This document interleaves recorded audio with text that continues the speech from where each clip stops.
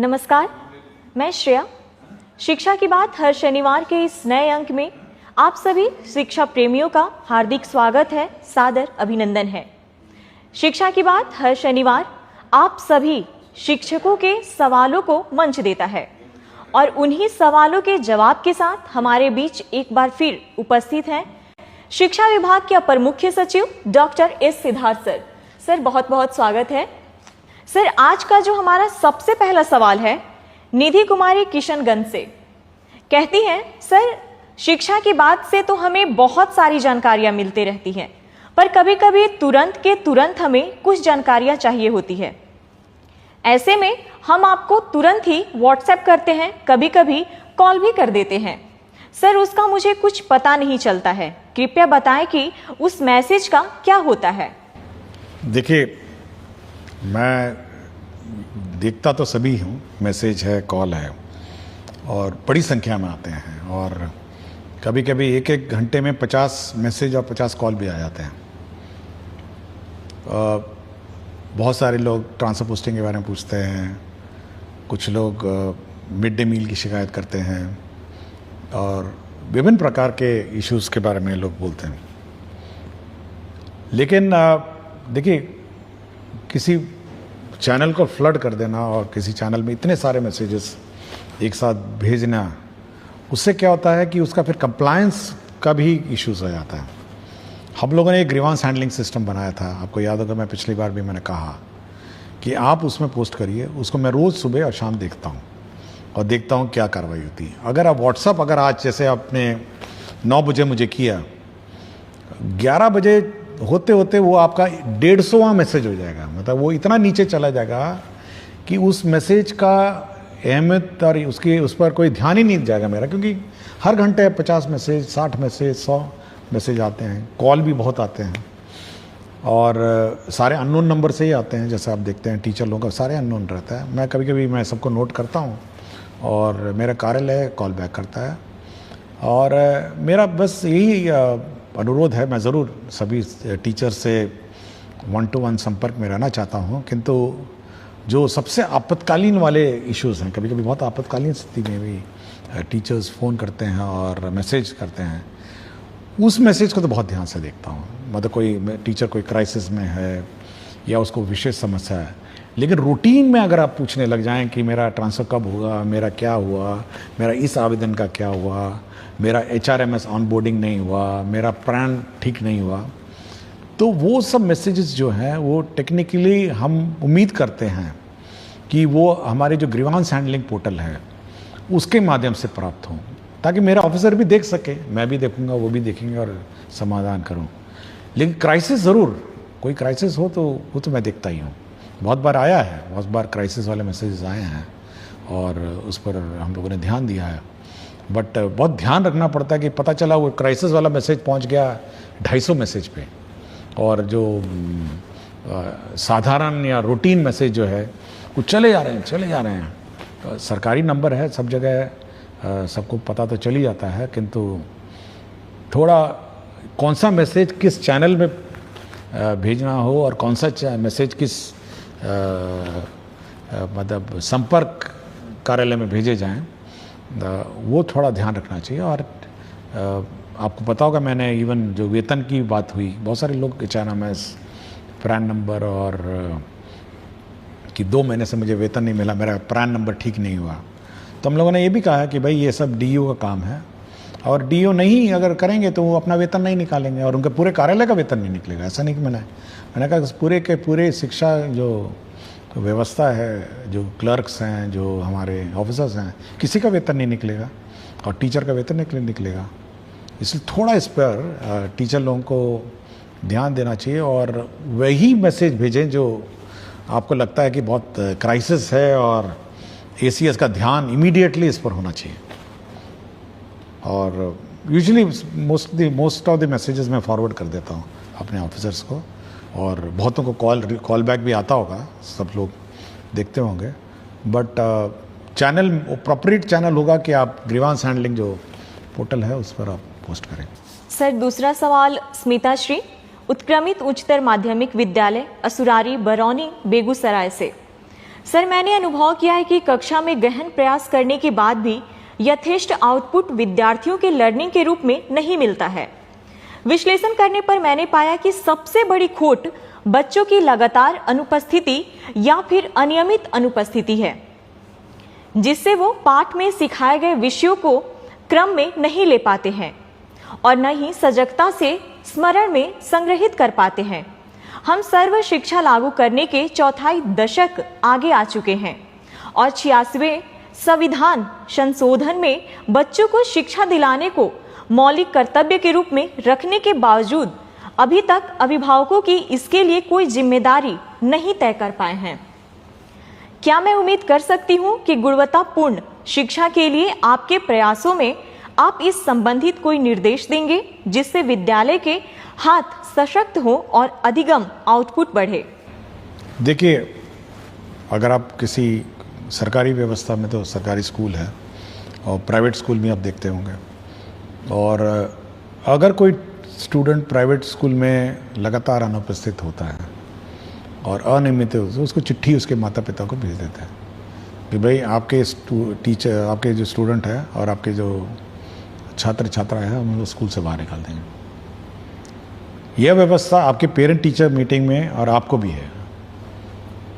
मतलब अगर आप उसको नोटिस देंगे कि आप अपने बच्चे को लगातार नियमित नहीं आएंगे, तो हम उस स्टूडेंट को हम लोग स्कूल से निकाल देंगे, अनलेस एंड अनटिल कोई विशेष व्यवस्था हो।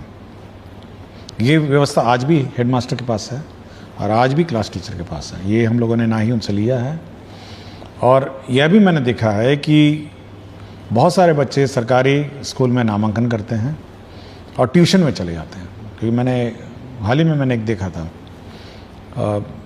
तो यह बिल्कुल इलीगल है और अनियमित है। और अगर कोई बच्चा ट्यूशन के बहाने सरकारी स्कूल से लापता रहता है, तो यह हेडमास्टर और जो टीचर है, ये उनके पेरेंट को नोटिस देंगे कि यदि आप अपने टीचर स्टूडेंट को नियमित रूप से नहीं भेजेंगे, तो हम लोग उसका नाम काट देंगे। ये बिल्कुल स्पष्ट होना चाहिए, क्योंकि ऐसा नहीं हो सकता है कि आप 270 दिन का आपका स्कूलिंग है, आप 50 दिन आ जाएं और ये उम्मीद करें कि हम लोग गुणवत्ता शिक्षा देंगे। ये पॉसिबल नहीं है। यह पेरेंट का भी दायित्व है कि बच्चे को सुबह से उठाएं, सुबह सुबह स्कूल भेजें और समय पे भेजें।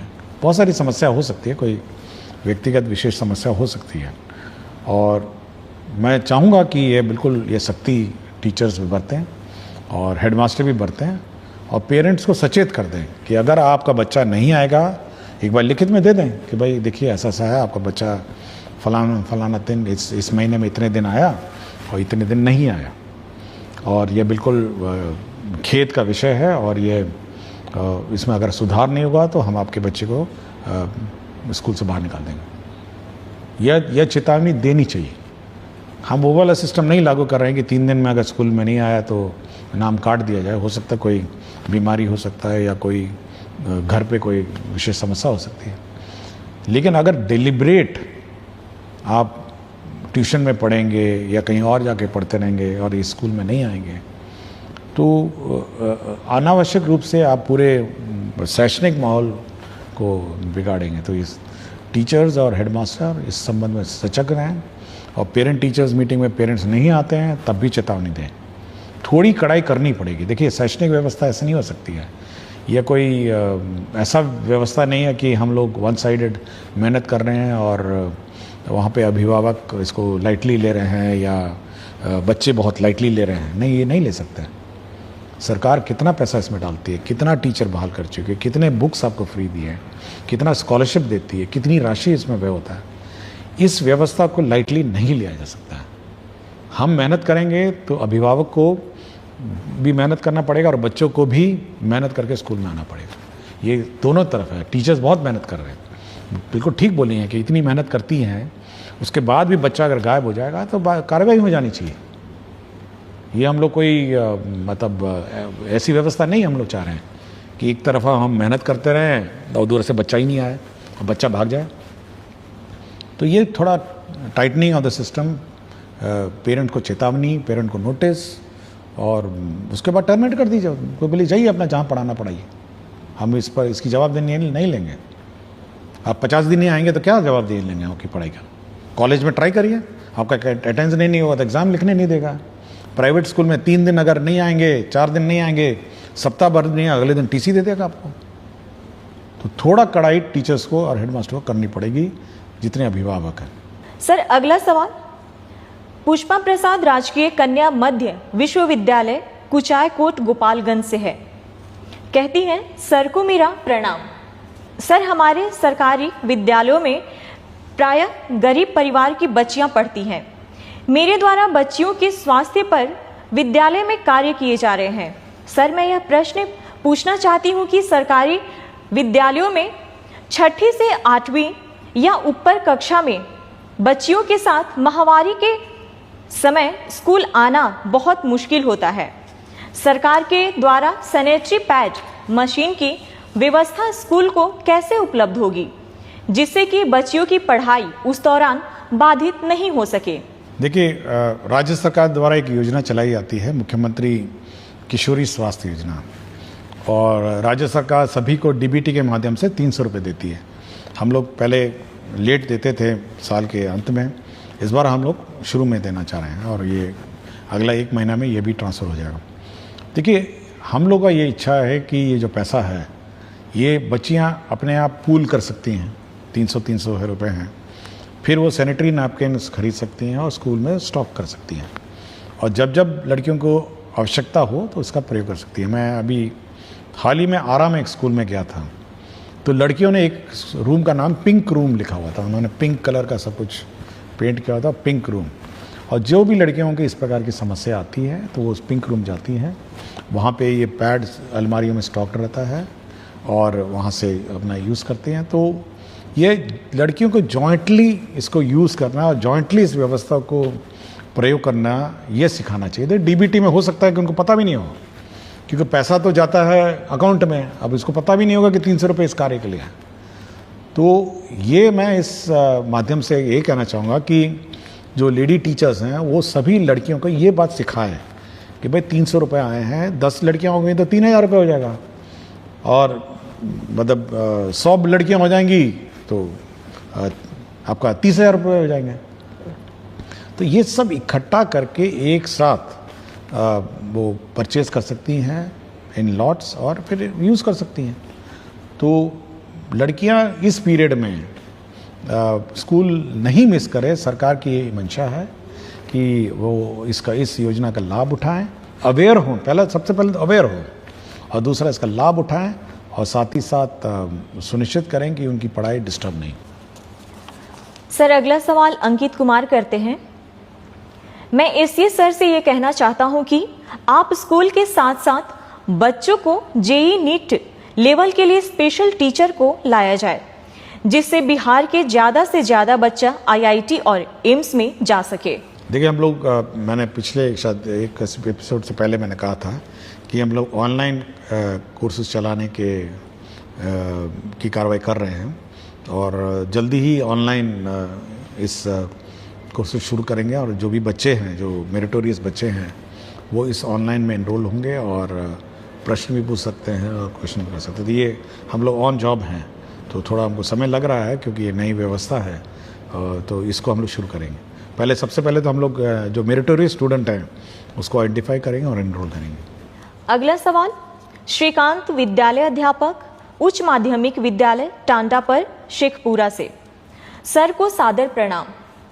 निवेदन पूर्वक कहना है कि शिक्षण मजेदार जॉब तो है, परंतु विद्यालय पाठ्यक्रम करते करते शिक्षक मानसिक रूप से बर्नआउट हो जाते हैं। पूर्व में इस बर्नआउट के उपचार स्वरूप संकुल, बीआरसी एवं जिला स्तर पर कई तरह के प्रशिक्षण की व्यवस्था थी।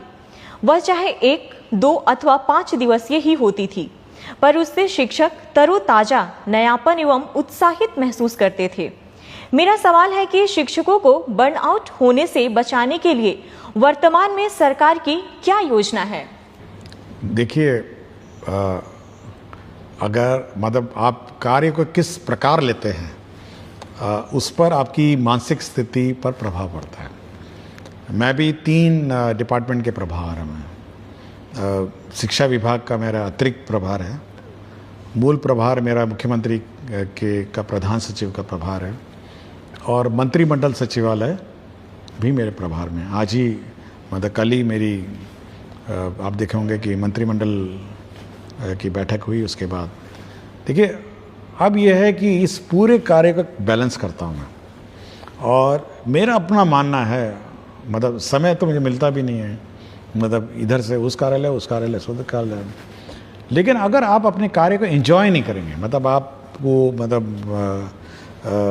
मतलब उसको एंजॉयमेंट के रूप में ले लेंगे, तो आपको लगेगा कि ये बड़ा बोझ है, मतलब आपको लगेगा नहीं ये बहुत ही हैवी वर्क है, और आपको फिर बर्नआउट वाली स्थिति आ जाएगी।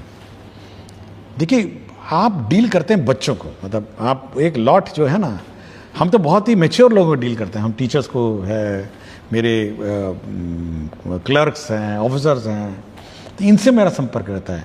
लेकिन आप सोचते हैं वो चहचहाते बच्चे जो हैं, जो सीखने की ललत है, तो आप उसमें इन्वॉल्व जब हो जाएंगे ना, तो आपको बर्नआउट की व्यवस्था मतलब नहीं लगेगी। आप मतलब आप बोर हो रहे हैं, ठीक है, आप एक रूटीन जो कैलेंडर है, रूटीन वे ऑफ टीचिंग है, टीचिंग के रूटीन में बदलाव कर लीजिए, थोड़ा FLN किट लाइए, कुछ प्लेइंग मोड से करिए, और कुछ बच्चों को इन्वॉल्व करके लर्निंग मोड के मतलब डेवलप करिए।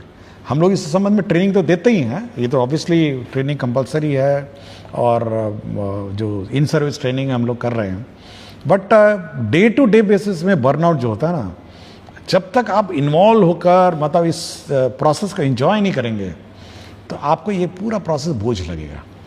अगर हम समझ लें कि भाई मेरा ये 3 डिपार्टमेंट है, इसको हम बोझ समझ लें, आप सोचिए कि अंत में शाम के वक्त में क्या स्थिति मेरी हो जाएगी। मैं शाम के वक्त में आराम से जाता हूँ, पढ़ता हूँ, बहुत सारी किताबें पढ़ता हूँ, तो बर्नआउट वाली मेरी स्थिति तो है नहीं। और इसलिए टीचरों को मैं कहूँगा कि थोड़ा बच्चे जो हैं, बच्चों से इन्वॉल्व होइए, और टीचिंग जो रूटीन प्रोसेस है ना, उसमें थोड़ा ब्रेक करके गेम्स, FLN इसके माध्यम से करिए, तब आपको बर्नआउट नहीं लगेगा। और कोशिश करिए, हम लोग कुछ व्यवस्था निकालेंगे, बाद में टीचर्स को बुलाएंगे कि कैसे इस व्यवस्था को और सुदृढ़ किया जाए। बट मेरा अपना कहना है कि थोड़ा बच्चों के बीच बैठ के मतलब हंसी मजाक ही चलिए सही 5 मिनट, तो बर्नआउट की स्थिति आपकी ठीक हो जाएगी। मैं भी करता हूँ, कभी कभी मैं मतलब मजाक करता था 5 मिनट, तो मैं बिल्कुल ठीक ठाक हो जाता हूँ। तो ये थोड़ा आप कर सकते हैं।